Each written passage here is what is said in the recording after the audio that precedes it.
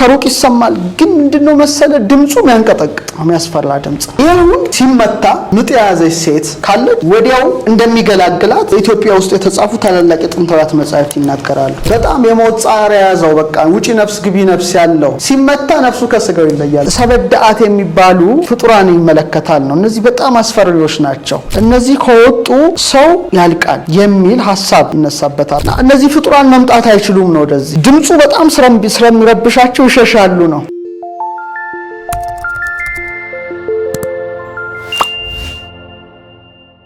አጠቃላይ በዙሪያችን ያሉ ፍጥረታት የራሳቸው ድምጽ ያሰማሉ ተፈጥሮ የራሷ ቅኝት አላት ሪትም አላት ፕላኔቶች ከዋክብቶች በኋላ ላይ ልናነሳቸው እንችላለን ለምሳሌ ነጎድጓድ ጉርምርምታ ድምጽ ነው የእንስሳት የአራዊት የአሳዎች ድምጽ ወፎች ጧት ሲንጫጩ ሰምታል ምን ያህል ደስ እንደሚል በጣም አንበሳው ሲያገሳ ጎሲ ቀደም እንሰማው የወፎች ዝማሬ የወፎች ጩኸት እንደውም ምን የሚባላል አዳም በገነት ሳለ አዝረል የሚባሉ በጣም ድምጽ መልካም የሆኑ ወፎች ያጫውቱት ነበር ይባላል እንደውም በይሁዲዎቹ ምን ይባላል ሴሌስቲያል ሲንገር የሚባል ወፍ አለ ዚዝ ይባላል በጣም እና ድምጹን ካሰማ ያ ወፍ በቃ እርጋታው ጾገነቱ በእነሱ ትውፊት ነው ምናገርና ስሙ ዚዝ ነው እና ምን ይባላል ሴሌስቲያል ሲንገር ይባላል ተወሱን እሺ ለምሳሌ በእኛ በኢትዮጵያው ትውፊት በተለፊሳሎጎስ ላይም ተጽፏል እኔ ተረጎምኩ ጻሁ የሚባል የአውሬ አይነት አለ እና ስለ ድምጹ ስለ መልኩ ስለ መዓዛው ሌሎች እንስሳት ይከተሉታል አንደኛ ድምጹን እንሰማለን ብለው ሁለተኛ መዓዛውን እናሸታለን ብለው ይባላል በትርጓሜ ቤት አለና ጻሁ በጣም ከድምጹ የተነሳ ሌሎች አራዊት ይከተሉታል ይሄ ራሱን የቻለ ዜማ ያወጣል ኡብሳላ የሚባል አንድ የበረሃ እንደ ፍየል አይነት እንትን የሚታወቅ እንስሳ ኡብሳላ ለምሳሌ ፉልሙን ሲሆን ያቃል ፉልሙን ሲሆን እና በጣም ልዩ የሆነ ዜማ አለ የሚለቀው ዜማ ከድምጹ የሚያወጣው ልክ ያ ድምጽ ሲወጣ ነው ምናገረው ሲወጣ የእንስቶቹ ኡብሳላ ጾታዊ ፈቃድ ይነሳባቸዋል ያ ድምጽ ብቻ ማለት ነው ከዛ ያው ርቢያቸውን ያከናውናሉ ማለት ነው ይሄ በጣም የሚገርም ነው ለምሳሌ የያሬድ ወፍ የሚባል አለ በዚህ አጋጣሚ እና እንደውም አሮዲዮን ይባላል ለቅዱስ ያሬድ ዜማ ያስተማረው ይላሉ እንግዲህ ይሄ ምንድነው የሚያስተምረው ሰዎች ከተፈጥሮ ዜማ ከወፎች ጩኸት ከሁሉም ከውሃውን ድምጽ ሊሆን ይችላል ከመብረቅ ጉርምርምታ በለው ሲጥ ከሚሉ ነፍሳት በለው ራሱን ችሎ ሊማር ይችላልና ይሄ የወፍ አይነት ወይም የርግብ ዝርያ በረሃ ውስጥ ነው የሚኖረውና ሁለት ነገር አለው አንደኛ ይላሉ ዜማውን የስልተ ዜማውን የሰማ ሰው በቃ ይቆማል መንቀሳቀስ አይችልም በረሃ ውስጥ ማለት ነውና በቃ እሱ ካልቆመ ሰው አይቆም ሰው መሄድ ያቆማል በቃ በጣም ተመስጦ ውስጥ ይገባልና ያሬድ ወፍ ይሉታልና በወፍ አምሳል ታይቶ ዜማውን አስተምሮታል ስለዚህ ይላሉ ስሙ ቅሉ ያሬድ ተብሏል ራሱ ይሄ እንግዲህ ያው ስሙንም ነስቷል የሚል እንትን አለ እነዚህ ተንቀሳቃሽ ናቸው ወንዝ ሲወርድ የሚሰማውን ድምጽ አይተዋል ተመልከት ለጆሮ የሚሰጠው ድንጋዩን ቃጭል ተመልከት ድንጋይ ሲመታ ደወል በተለይ ደግሞ እንደ ናብሊስ የሚባሉ ድንጋዮች አሉ ናብሊስ በጣም ድምጽ መልካም እንትን ነው በብዛት ተጠቅሷል በሊቃውንት ድርሰት ናብሊስ በጣምና ይሄውን ሲመታ ምጥ ያዘች ሴት ካለች ወዲያው እንደሚገላግላት በኢትዮጵያ ውስጥ የተጻፉ ታላላቅ የጥንታውያን መጻሕፍት ይናገራሉ እሱ ብቻ አይደለም በጣም የሞት ጻር ያዘው በቃ ውጪ ነፍስ ግቢ ነፍስ ያለው ሲመታ ነፍሱ ከስጋው ይለያል በቃ ረፍተ እንግዲህ ጥሩ ነው አይደለም የራሱ ጉዳይ ነው ግን ራሱን ችሎን ይሄ ድምጹ ግን ዘያረሰው ለህማም ይላል ህመምን ያስረሳል በቃ ሰው የታመመ ሰው ብትመታለት ስለዚህ ድምጹ የሚወጣው ልዩ ድምጽ ህመምን የማጥፋት እንትናለው ባይዘይ በዚህ አጋጣሚ በካንሰር ህመምተኞች ላይ ተደረገ ጥናት ነበር ይሄ ጥናት በጣም ብዙ ጭቅጭቅ ያስነሳ ጥናት ነው በአለም ሰዎች ዘንድ በድምጽ ብቻ ከፍተው በሽታውን ዲስትራክት አድርገው ማጥፋት አይነት ተጀምሮ ነበር። በዛ ውስጥ ብዙ ባንገባ ደስ ይለኛል። እና ራሱ ተፈጥሮ ድምጽ አላት። ስለዚህ በድምጽ ከተፈጥሮ ጋር እንግባባም ወይ ነው እንግባባለን ያስባሉ። ተፈጥሮ ድምጽ ካላት በዛ ድምጽ ደግሞ ከተፈጥሮ ጋር ያን ድምጽ መረዳት አለመረዳት ያንተ ድርሻ ነው። ለምሳሌ አለቃ ገብረሃና እንዲህ እንደ ቀልድ ነው በብዛት በቀላጅነታቸው የሚታወቁት፣ ግን ፈላስፋ ሰው ናቸው። ለምሳሌ ባህር ዳርቻ ቁጭ ብለዋል። ባህሩ ይጮሃል፣ ድምጽ ያሰማሉ፣ ነፋሱ ምናምን እንደዛ፣ ቅጠላቶቹ ይላሉ፣ ይንሿሿሉ፣ ድምጽ አላቸው። እንደገና ደግሞ ሞሽን አላቸው እንዲህ ተፈጥሮን ተረዱ፣ ድምጿን ሰሙ ማለት ነው። ውስጣቸው ሰማው። ስለዚህ ምን አደረጉ? አይ በቃ እንደዚህ ከሄደ ዋይኖት ዝማሜ ያው በትልቁ ሚዘም ነገርን ፈለሰፉና ለልጃቸው ለአለቃ ተክሌ ያስተማሩት። ዛሬ ድረስ እንግዲህ የእሳቸው ፍልስፍና የሆነው የተክሌ ዝማሜ በሊቃውንቱ ዝማሜው አለ። ተፈጥሮን ሰሙ። ያሬድ ትሏን አየም የሚባለው ነው። ተፈጥሮ ድምጽ አላት፣ ቅኝት አላት፣ ዜማ አላት። ያን ዜማ መረዳት ያንተ ድርሻ ነው። እዚህ ዜማ ላይ ለመረዳት ምን መሆን አለብን መሰለ? ተመልካቾቻችንም እንደው ቢረዱት፣ አዋቂ ከሆንክ ተፈጥሮን መስማት ትችላለህ። በሌላው አንፃር ከፍ ብለህ ጠቢብ ከሆንክ ደግሞ ተፈጥሮ ራሷ ትሰማሃለች ነው። ስለዚህ በዚህ መስተጋብር ውስጥ ተመልካቾቻችንና አድማጮቻችን መጓዝ ይችላሉ። እንግዲህ ከዋክብት የራሳቸው ዜማ አላቸው፣ ተፈጥሮ የራሷ ዜማ አላት፣ ነፍሳት የራሳቸው ዜማ አላቸው፣ ሰው የራሱ ዜማ አለ። ሁሉም ነገር በዜማ የተሞላ ስለዚህ ዓለም አቀፍ ቋንቋ እንደሆነ እንረዳለን። ልክ እንደ ሂሳብ ከብዙ ሺህ ዓመት በፊት የነበረ የትዕግስት አባት ኢዮብ ይገርማል። እና በዛ ጊዜ ተነስቶ ምን ይላል? 38ኛው ምዕራፍ ላይ አጥቢያ ኮከቦች በአንድነት ሲዘምሩ ይላል። ምን ማለት ነው? ምሳሌ ከዋክብት አምላካቸውን ያመሰግኑታል ሲባል ምንድነው? እንግዲህ አጥቢያ ከዋክብት በአንድ ላይ ኮከቦች በአንድነት ሲዘምሩ እያለ ያነሳል። እና በዕብራይስጥ ያ ቃል የጻፈበት ራናን ይባላል። ራናን ማለት ድምጽ ነው፣ ኩሽኩሽታ የሆነ ለምሳሌ ትልቅ የብረት በር አላል መቅጠሚያ ልክ ስትከፍተው የሚያሰማው አይነት ድምጽ እንደማለት ነው። የራሳቸው ሆነ ድምጽ አላቸው ማለት ነው። አሁን በጣም በሚገርም መልኩ ኢዮብ ለራሳቸው ድምጽ እንዳላቸው እንደጻፈው ሳይንሱ በጣም አረጋግጦታል።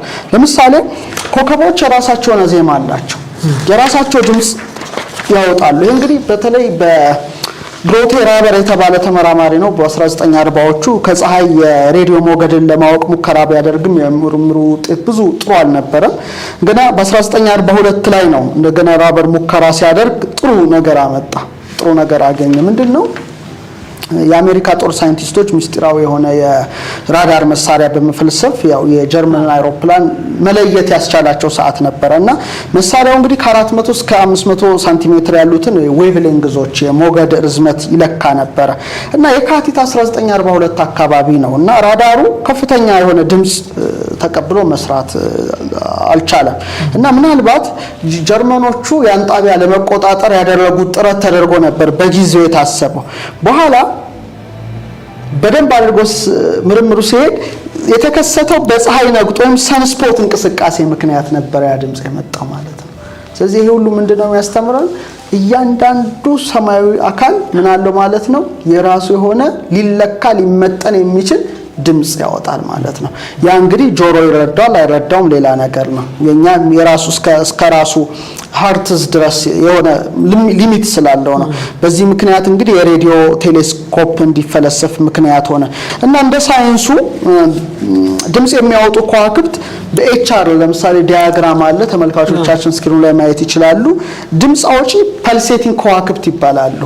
እንግዲህ እነዚህ ኢንስታቢሊቲ ስትሪፕ በሚባል ጠባብ ክፍል ውስጥ የሚገኙ ናቸው በእንትን ውስጥ ማለት ነው እና እድሜያቸውን የጨረሱ እድሜ ጠገቦች ናቸው።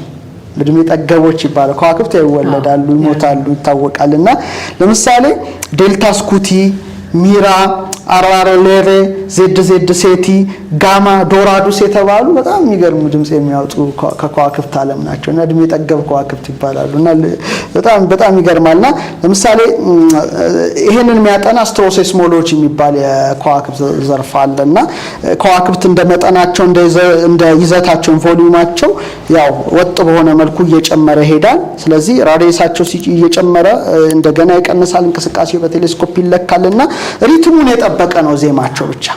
በዛም ሆነ በዚህ ምናልባት ድምጹን ማሰማት ይቻላል አላቅም፣ ግን ራሱን የቻለ አውጥቷል። የጁፒተር ድምጽ፣ የሜርኩሪ ድምጽ፣ የቪነስ ድምጽ፣ የመሬትም ድምጽ፣ የተለያዩ ፕላኔቶች ድምጽ የነዚህ ቅድም የጠቀስኳቸው ሪትሙን የጠበቀ ድምጸት ያወጣሉና እያንዳንዱ ደግሞ በዙተራ ይለያሉ። እንግዲህ በፊዚክሱ የሚታወቅ እውነት ነው። ስለዚህ እኛ ብቻ ሳንሆን እኛ ባንሰማውም ዓለም ባለው መሳሪያ ግን ሊረዳው የሚችለው ፍሪኩዌንሲ አለ።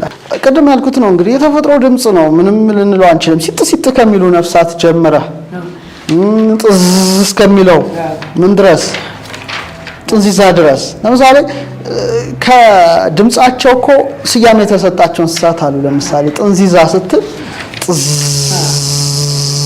የሚል አህያ ስትል ሃሃሃ የሚል ድምጸቱን እኮ የሚወክል ነው እና እያንዳንዱ ባለው እንትን ይሰየማል ማለት ነው። ነጎድጓድ ስትል እኮ የሚያንጎደጉድ ነጎድጓድ የሚል ድምጽ እና እያንዳንዱ ድምጽ አለው። ያን ድምጽ ጆሮአችን ስጋዊ ጆሮአችን የሚሰማው አለ። ከስጋዊ ጆሮአችን ያለፈውን ደግሞ በጣም በተራቀቁ መሳሪያዎች ተለይተው የሚመጡልን ድምጾች አሉ። እንግዲህ የኢትዮጵያና ዜማ ያው የተለያዩ ነገሮች አይደሉም። ከአፍሪካ ምሳሌ ከዓለምም ቢሆን ከነ ቤቶቨን እና ሞዛርት ከመነሳታቸው ከሺዎች ዓመታት በፊት ቅዱስ ያሬድ በግዕዝ በእዝል በአራራይ አዚሟል። ልዩ ነገር እኮ ነው። በ22 ድጓውን አርዕስት ከፍሎ አዚሟል። በጣም ልዩ ዜማ ነው። በኋላ ደግሞ ሊቃውንቱ በጸናጽል በከበሮ በመቋሚያ ደግሞ ከቁም ዜማው ደግሞ ባለፈ ድምጽ ሊሰጡ የሚችሉ መሳሪያዎችን ደግሞ ጨምረው አሱበው እዚህ ደረጃ አድርሰዋል። እና አዛዥ ጌራ እና አዛዥ ራጉኤል የሚባሉ ደግሞ ምልክት እየሰጡ በጣም ተራቀውበታል። ቁጥር አድርጓል፣ ማቴማቲክስ አድርጓል። ያ እንግዲህ ሰፊ ነገር ስለሆነ እንትን ይሏል። ሌላው ግን የሚገርመኝ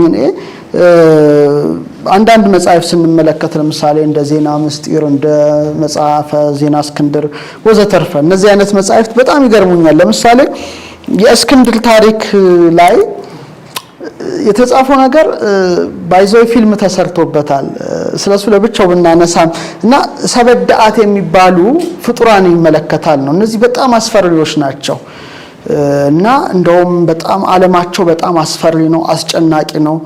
ስለዚህ እስክንድር እነዚህ ከወጡ ሰው ያልቃል የሚል ሐሳብ ይነሳበታልና ተራሮች መካከል ምን አደረገ መሰለ ድምጸ ቃለ ቀርን ወከበሮ ወንዚራው መሰንቆ ይላልና እነዚህ ፍጡራን በጣም አደገኞች በመሆናቸውና ሰው ሊጨርሱ ስለሚችሉ የመለከት የከበሮ የእንዚራ የመሰንቆ ድምጽን አይፈልጉም ነው ይላል መጽሐፉ ነው።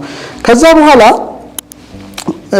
እስክንድር በጥበቡ ይላል መርሃውተ እብን ሚሉት አለ ሊቃውንት የመርሃውተ እብን ሐሪክ ህልቀተ ንጉስ ማለት የንጉስ ቀለበት ማይተመ እስክንድር መርሃውተ ገነት በጣም ስሙ ሰፊ ነው። እሱ ለብቻው እናነሳዋለንና ያንን ነገር ያዘጋጃል ነው እስክንድር።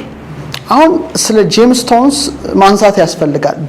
ድምጹ በጣም ከእያንዳንዱ ድንጋይ የሚወጣው የተለየ እንደ ናብሊስ ማለት ነው። እና ምንድነው የሚሉት ሊቃውንት ይሄ እንግዲህ ባህር ዳርቻ አካባቢ ነው የሚያገኙት። ጭንቅላት ይመስላል የዚህ የማዕድኑ ቅርጽ ቦግ ልም የሚል አለው። ውስጡ ስትከፍለው የንስር ኢግል ስዕረ አሁን ብዙ ባንዲራዎች ፍላግ ላይ ታያለ ንስርን ትልልቅ ሀገሮችና ስዕለ ብርሃን ዘንስር አለው የታተመ የብርሃን ንስር አለውና ይቀርጻል ነው ያን ይቀርጹት ነበር እና ይሄ በጣም ትልቅ ኃይል አለው ማዕድኑ ማለት ጄምስቶንሱ። ስለዚህ ነጋሪት ውስጥ መለከት ውስጥ እንዚራ ውስጥ አርጋኖን ውስጥ እና በገና ውስጥ የተለያየ ነገር ውስጥ ያደርጉታል። ሲያደርጉት የሰው እጅ ሳይነካው ይመታል ነው የሚሉት። ድምጽ ያወጣል ያለ ማቋረጥ። ስለዚህ ከሩቅ ይሰማል። ግን ምንድነው መሰለ ድምጹ የሚያንቀጠቅጥ ነው፣ የሚያስፈራ ድምጽ ነው። በጣም ያስፈራል። እንግዲህ የሚወጣው ፍሪኩዌንሲ በጣም አስጨናቂ ነው። ስለዚህ እስክንድር በዛ ማዕድን አድርጎ እዛ ዓለም ላይ ያስቀመጠ ነው ተራራውን አያይዞ እነዚህ ፍጡራን መምጣት አይችሉም ነው ወደዚህ። ድምፁ በጣም ስለሚረብሻቸው ይሸሻሉ ነው። ግን መጨረሻ ላይ የሚያሳዝነው ነገር ምንድነው የሚለው መጽሐፉ? በጨረሻ ጊዜ ግን መልአኩ ሰብሮት ያንን ነገር ይመጣሉ ወደ ምድር ነው። እንግዲህ ያው ለምሳሌ በሃሊውድ ኤልኤ እኔ ጎብኝቼዋለሁ ሃሊውድን ራሱ እየተሰራ ያለው ሙቪ ሳይንቲፊክ ፊክሽን ነው። ድንገት ኤሊያን ምድርን ሲከቡ ዲስትራክሽን ሲያደርጉ ምናምን አስፈሪ ነገሮች አሉ። በተለይ ባይዞ ማርስ አታክ የሚለው ሙቪ ተመሳሳይ ነው። ምንድነው ተመልከት፣ መጡ አጠፉ ምናምን ኒኩለሩንም አከሸፉ ምናምን ምድርን ተቆጣጠሩ፣ በጣም ከፍተኛ ውድመት አደረሱ። መጨረሻ ላይ ጭንቅላታቸው እየፈነዳ እነዛ ፍጡራን የሞቱት ምንድነው? አንዲት አሮጊት ሴት የሆነ ዜማ በጥንት መሳሪያ ማጫወቻ ስትከፍት ያልክ ድምጽ እንደተሰማ ጭንቅላታቸው ምን መሆን ጀመረ? ድምጹን መቆጣጠር አቅቷቸው ፈነዳ። ከዛ በኋላ አሜሪካ መንግስት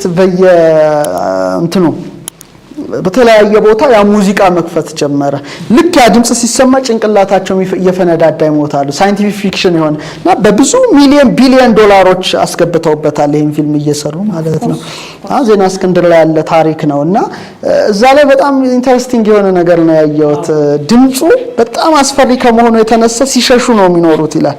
ሰደሊ ግን ያው ይመጣሉ አይነት ነው የሚለው ሐሳቡና መጽሐፉ። ይሄ ምንድነው የሚያሳይ ማለት ነው? የድምጽ ኃይል የመሳሪያው ኃይል አዎንታዊና አሉታዊ ነገር እንዳለው ያሳያል። እና ይሄ ባይዘው ይሄን ቴክኖሎጂ ቀድሞ ያገኘ በጣም አደገኛ ነገር ነው። እና አሁን የኒኩለር አለ እንደሚባለው በድምጽ ብቻ ብዙ ጉዳዮች ሰውን ፈሪ ያደርገው ሊሸሽ ይችላል።